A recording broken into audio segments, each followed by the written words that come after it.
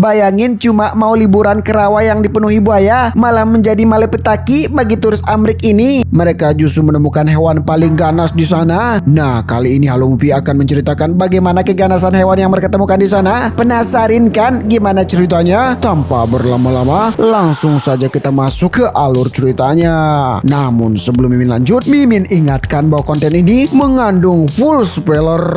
Full deh pokoknya.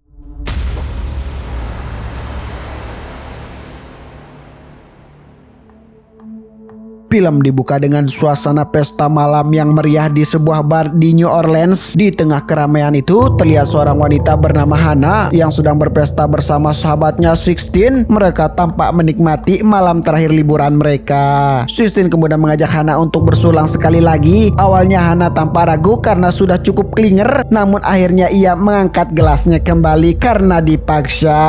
Tiba-tiba ponsel Hannah berdering. Ia segera menjawab panggilan tersebut dan ekspresinya langsung berubah. Dari wajahnya terlihat bahwa sesuatu yang buruk baru saja terjadi. Ternyata atasannya yang menelpon untuk memberitahu bahwa dirinya telah dipecat dari pekerjaannya yang selama ini dipertahankan dengan susah payah. Hannah kemudian menjelaskan bahwa selama ia kerja, ia tidak pernah untuk mengajukan cuti sama sekali. Bahkan ia sering mengambil lembur. Tetapi keputusan itu sudah bulat, ia dipecat. Hannah kemudian masuk ke bar itu dengan wajah yang sangat kecewa. 16 yang melihat perubahan ekspresinya langsung bertanya apa yang terjadi. Dengan nada sedih, Hannah akhirnya mengaku bahwa dirinya baru saja kehilangan pekerjaannya. Mr. Stone, hi. Got fired. No. Oh shit. Namun Sistine berusaha menghiburnya. Ia mengatakan bahwa semua pasti akan baik-baik saja seperti biasanya karena Hannah selalu berhasil menemukan jalan keluar dari setiap masalahnya. Untuk melupakan kesedihannya sejenak, mereka kembali bersulang dan menikmati malam terakhir liburan itu. Di saat itulah 16 memperkenalkan seorang pemandu wisata bernama Rodrigo yang menawari mereka untuk tur ke rawa. Awalnya Hannah menolak karena ia ingin beristirahat di hotel, namun Rodrigo mengatakan bahwa Sistine sudah membayar tiketnya untuk mereka berdua. Mau tidak mau, Hannah akhirnya setuju untuk mengikuti perjalanan tur tersebut sekalian refreshing otaknya. Mereka pun mengakhiri malam itu dengan bersenang-senang dan lanjut menenggak minuman tanpa menyadari bahwa wisata sederhana yang mereka pilih akan berubah menjadi mimpi buruk paling mengerikan dalam hidup mereka. Keesokan paginya Hannah dan Sisti datang ke terminal wisata dengan kondisi masih sedikit mabuk akibat pesta semalam. Di sana mereka bertemu kembali dengan Rodrigo yang akan menjadi pembantu perjalanan mereka. Rodrigo kemudian menyambut para wisatawan dengan ramah sambil bercanda mengenai kondisi Hannah dan 16 yang tampak klinger dan sepertinya kurang bobo. Satu persatu peserta tur mulai berdatangan. Di antara mereka terdapat seorang pria tua bernama Tim yang datang bersama putrinya Sally dan cucunya Mike. Ada juga seorang wanita bernama Dee yang sedang melakukan perjalanan bisnis dan secara tidak sengaja mengikuti tur tersebut karena jadwal penerbangannya ditunda. Setelah semua berkumpul, sebelum perjalanan dimulai, mereka saling berkenalan satu sama lain. Welcome to New Orleans. I'm Dion. Tidak ada satupun dari mereka yang menyadari bahwa beberapa jam lagi sebagian besar peserta tur ini tidak akan pernah pulang. Sebelum keberangkatan, mereka berkumpul di area dermaga sambil menunggu perahu disiapkan. Mereka mengobrol santai di sana. Tak lama kemudian mereka masuk ke bangunan utama wisata tersebut. Di dalam ruangan itu terdapat berbagai pajangan hewan dan trofi hasil buruan yang dipasang di dinding. Perhatian mereka langsung tertuju pada sebuah tengkorak yang sangat-sangat besar yang tampak mengerikan. Pemilik tempat itu bernama Walker menjelaskan bahwa tengkorak itu berasal dari seekor kuda Nil Afrika. Mendengar hal itu mereka terlihat heran. Bahkan Mike mengira kuda Nil adalah hewan yang lucu yang sering muncul di kebun binatang. Namun pemilik tempat wisata itu segera membantah anggapan tersebut. Ia menjelaskan bahwa kuda Nil justru merupakan salah satu hewan paling berbahaya di dunia. Hewan itu bahkan bertanggung jawab atas ratusan kematian manusia setiap tahunnya. Tidak hanya itu, yang membuat kuda Nil lebih menakutkan adalah karena mereka bukan pemburu seperti singa atau buaya. Mereka sering memangsa hanya karena merasa wilayahnya terganggu. Penjelasan itu membuat suasana menjadi sedikit canggung. Meski begitu, mereka menganggap cerita tersebut sebagai hiburan sebelum tur dimulai. Setelah itu mereka semua kemudian berangkat. Rodrigo berdiri di bagian depan sambil memberikan pengarahan keselamatan. Ia menjelaskan bahwa mereka sebenarnya tidak wajib menggunakan jaket pelampung, tetapi siapapun yang menginginkannya bisa segera memakainya. Sementara itu, Rodrigo mulai bercanda mengenai kebiasaan buaya yang suka menggigit apa saja yang berada terlalu dekat dengan air. Ia mengingatkan seluruh penumpang agar selalu menjaga tangan, kaki, dan kamera tetap berada di dalam perahu. Kemudian Rodrigo memberikan kejutan lain. Ia mengatakan bahwa hari itu mereka tidak hanya akan melihat buaya biasa. Sebagai bagian dari tur spesial ini, ia akan membawa mereka mencari seekor buaya legendaris bernama Big Ben. Menurut Rodrigo, Big Ben memiliki panjang lebih dari 12 kaki dan merupakan buaya terbesar di kawasan tersebut. Mendengar hal itu, mereka langsung sangat antusias. I've seen them taking down lions, only cute hippo. And cameras inside the boat at all times. Perahu pun mulai bergerak perlahan meninggalkan dermaga. Semakin jauh mereka masuk ke rawa, suasana semakin sunyi. Yang terdengar hanyalah suara mesin perahu dan suara burung-burung liar dari kejauhan. Tidak ada seorang pun yang menyadari bahwa mereka sedang menuju wilayah kekuasaan seekor predator raksasa. Rodrigo membawa perahu semakin jauh masuk ke dalam rawa yang jarang dilalui oleh wisatawan lainnya. Ia terus memantau alat pelacak GPS-nya yang terhubung dengan Big Ben. Menurut alat tersebut, buaya raksasa itu berada tidak jauh dari posisi mereka. Sesampainya di lokasi, Rodrigo mulai melempar marshmallow ke dalam air. Hana dan yang lainnya terlihat bingung melihat tindakan aneh itu. Rodrigo kemudian menjelaskan bahwa buaya sering mengira marshmallow sebagai telur sehingga mereka tertarik mendekat. Namun beberapa menit berlalu, tidak ada satupun buaya yang muncul. Rodrigo lalu mencoba menggunakan potongan ayam sebagai umpan, tetapi tetap saja tidak ada reaksi dari para buaya tersebut. Keadaan itu mulai terasa aneh. Biasanya rawa tersebut dipenuhi oleh para buaya, tetapi kali ini semuanya tampak kosong melompong, seolah-olah seluruh penghuni rawa tersebut sedang menghindari sesuatu. Dia mulai merasa ada yang tidak beres. Ia bertanya mengapa tidak ada satupun hewan yang terlihat di sekitar mereka. Rodrigo juga mulai kebingungan karena pelacak GPS-nya menunjukkan Big Ben berada tepat di dekat mereka. Tiba-tiba Mike bercanda dengan berpura-pura digigit buaya hingga membuat semua orang terkejut. Setelah itu, mereka akhirnya menemukan Big Ben yang kondisinya sudah mengeniskan dan sepertinya sudah dikek oleh predator yang lebih besar darinya, yang membuat mereka semua ketakutan. Saat mereka mencoba pergi setelah melihat kejadian itu, tiba-tiba perahu mereka menabrak sesuatu. Benturannya begitu kuat hingga seluruh penumpang hampir terlempar dari tempat duduk mereka. Semua orang langsung panik. Rodrigo mencoba mengendalikan situasi sambil mencari tahu apa yang baru saja menabrak mereka. Namun sebelum sempat ia melakukan apapun, benturan kedua datang dengan kekuatan yang jauh lebih besar, sesuatu yang bahkan lebih besar dari Big Ben. Ketika semua orang masih kebingungan, makhluk misterius itu melancarkan serangan ketiga. Kali ini seluruh badan perahu terangkat sebelum akhirnya terbalik dan melempar semua penumpang ke dalam rawa. Dalam hitungan detik, perjalanan wisata itu yang seharusnya menyenangkan berubah menjadi bencana mematikan. Semua orang berusaha berenang menyelamatkan diri. Mereka teriak panik sambil mencari tempat yang lebih aman. Tim segera mencari Sally dan Meg yang terpisah akibat benturan keras tadi. Di sisi lain, Hana dan Sistine juga berusaha keluar dari air secepat mungkin karena mereka sadar ada sesuatu yang sangat berbahaya berada di dalam rawa tersebut. Saat semua orang berusaha menyelamatkan diri, Rodrigo tiba-tiba muncul dalam keadaan terluka parah. Bahu dan punggungnya dipenuhi luka. Lukanya terlihat sangat mengerikan. Beberapa orang langsung membantunya naik ke bagian tengah perahu yang terbalik.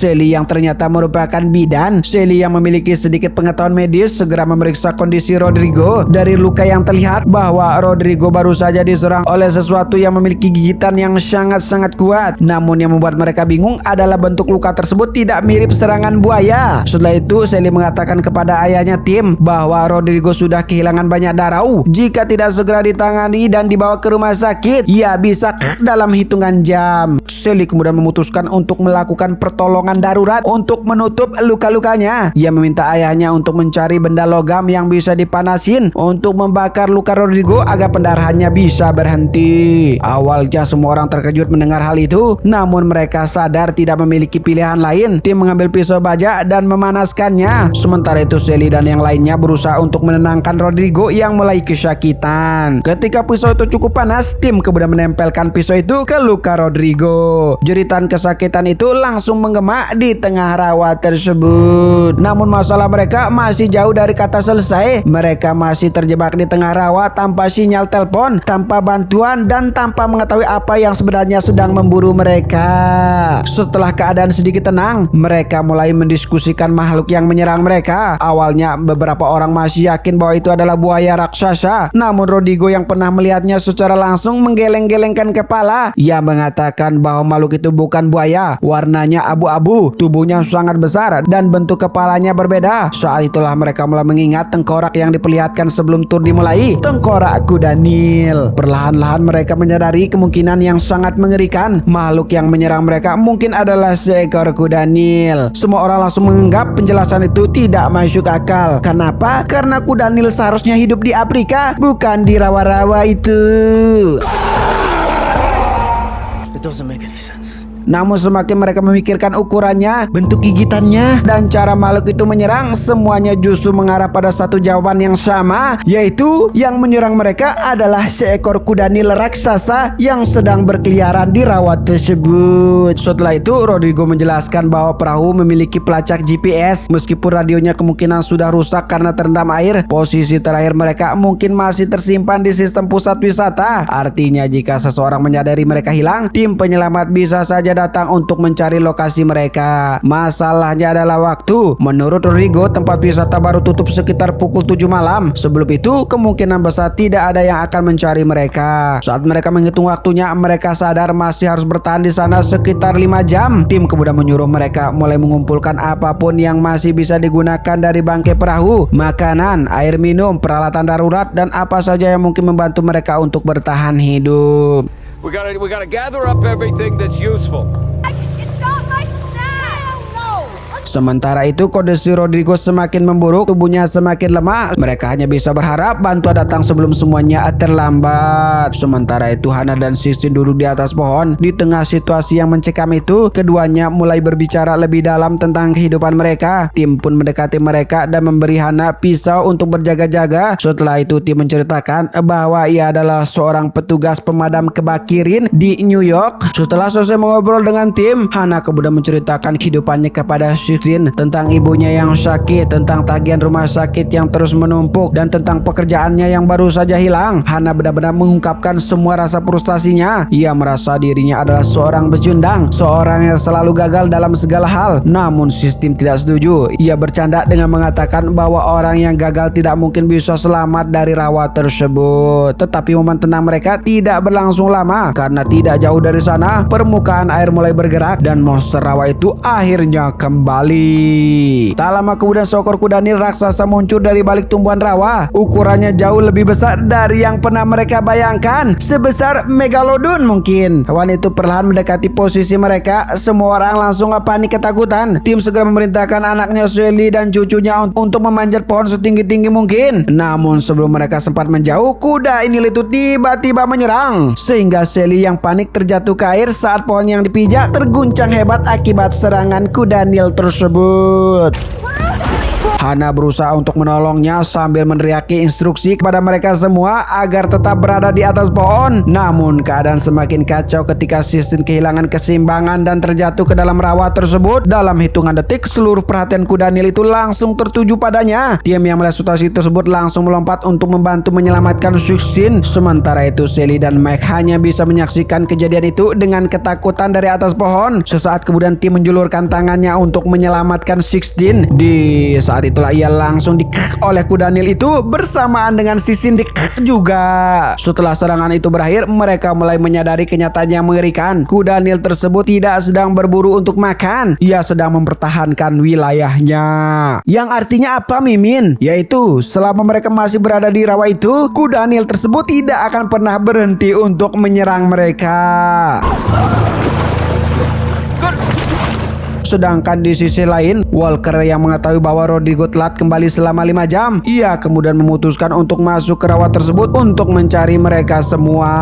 Setelah itu, Rodrigo yang terluka semakin lemah dan ia mulai kesulitan berbicara. Hana berusaha untuk merawatnya sebisa mungkin, tetapi ia sadar kondisi Rodrigo semakin kritis. Mereka pun berjam-jam berada di dalam rawa tersebut dan tidak ada satupun tanda bahwa seorang sedang mencari mereka. Saat itulah muncul sebuah ide. Mereka harus menemukan menemukan pelacak GPS yang berada di bawah bangkai perahu. Jika alat itu masih berfungsi, mungkin mereka bisa mengirim lokasi untuk mencari pertolongan. Masalahnya untuk mengambil pelacak tersebut, seseorang harus masuk ke dalam air dan mempertaruhkan nyawanya sendiri. Karena semuanya tidak mau mempertaruhkan nyawanya untuk mengambil GPS tersebut, Hana akhirnya turun tangan untuk mengambil pelacak GPS tersebut di bawah perahu. Setelah itu mereka menggunakan sisa bahan bakar untuk membuat lingkaran api di sekitar lokasi. Api dapat menakuti kuda Nil dan memberi pelindungan sementara waktu.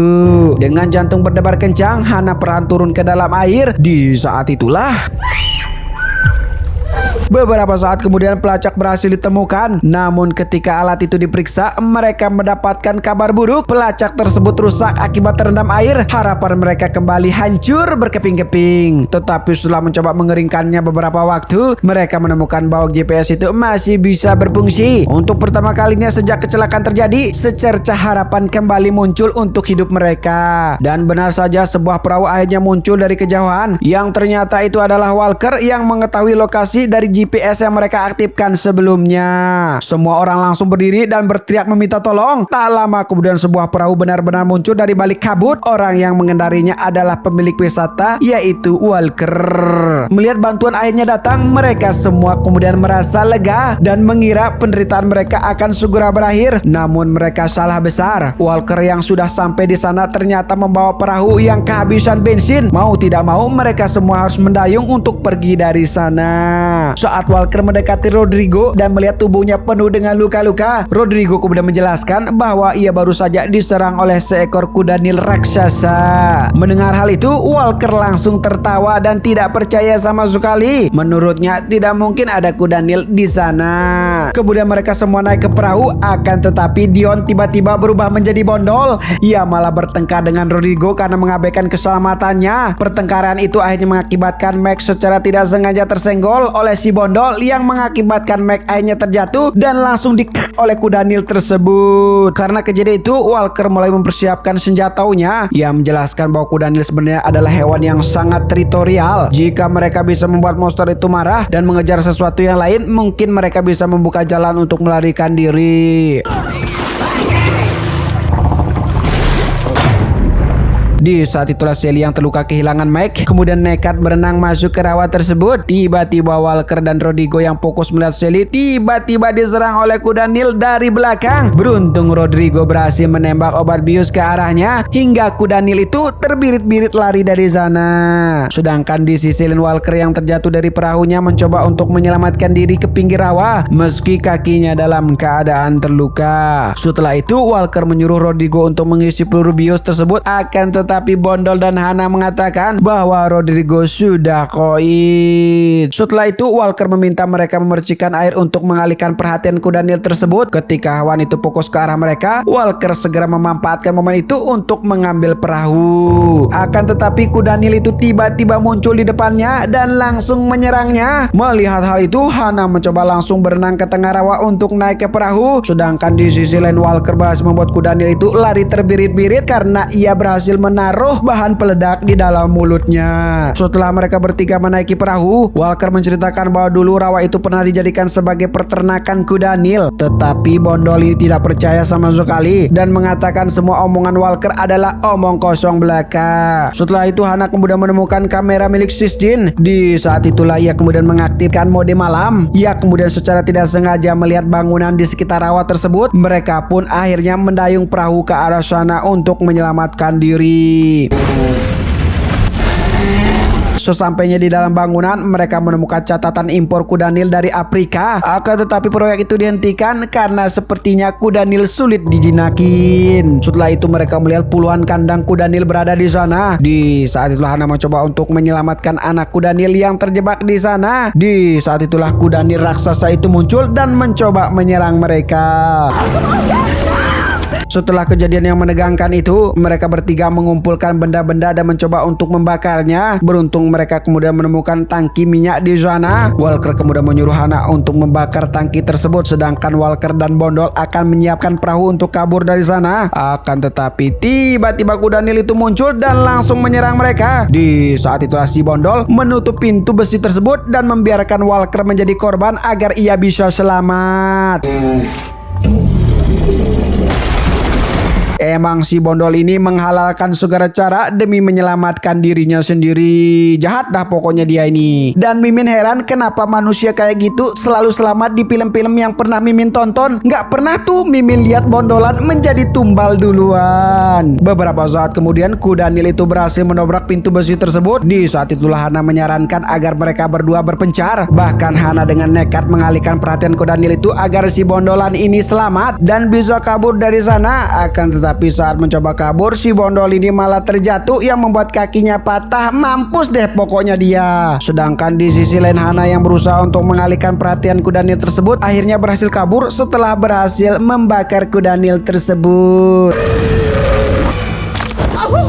Mereka berdua kemudian berhasil keluar dari gedung terbengkalai itu. Hana meminta si Bondol untuk segera pergi menyelamatkan dirinya dari sana, sedangkan ia akan tetap di sana untuk mengalihkan perhatian Kudanil tersebut. Di saat itulah Hana kemudian berusaha untuk menyelamatkan anak Kudanil yang terjebak di sana. Namun di sisi lain Kudanil itu muncul dan langsung menyerang si Bondol, dan seketika itu si Bondol pun puas dah Mimin pokoknya melihatnya.